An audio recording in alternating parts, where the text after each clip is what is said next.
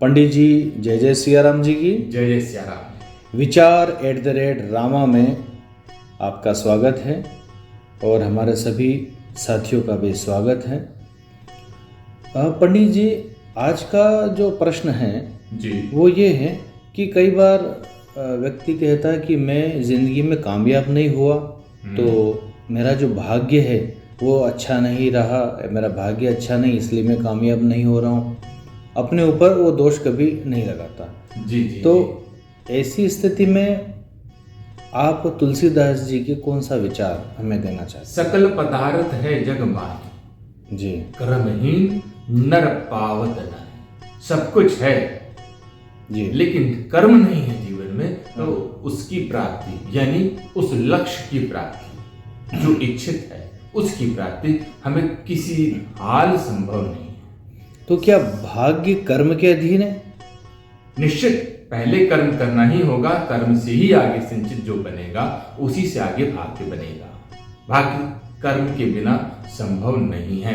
पहले किया हुआ भाग्य है, वो किया हुआ जो कर्म है वही भाग्य बनता है। यानी कर्म ही भाग्य का निर्माण कर रहा है। बिल्कुल, यानी भाग्य पहले से है ही नहीं, बिल्कुल नहीं। कर्म ही है। कर्म के बिना कोई भाग्य का निर्माण संभव ही नहीं।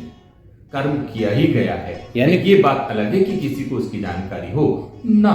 अच्छा पंडित जी, कोई जन्मजात पैसे वाला है, मान लीजिए उदाहरण के लिए वो जन्मजाति अच्छा धनवान घर में जन्म लिया उसने, तो भी कर्म ही आएगा। निश्चित रूप से कोई पुराना कर्म किया हुआ था, उस समय में शरीर का अंत हो गया, तब तक में वह चीज नहीं प्राप्त हुई, फिर अगले जन्म में उसको प्राप्त करने के लिए, उसे भोगने के लिए, उसी सुख को भोगने के लिए जन्म हुआ।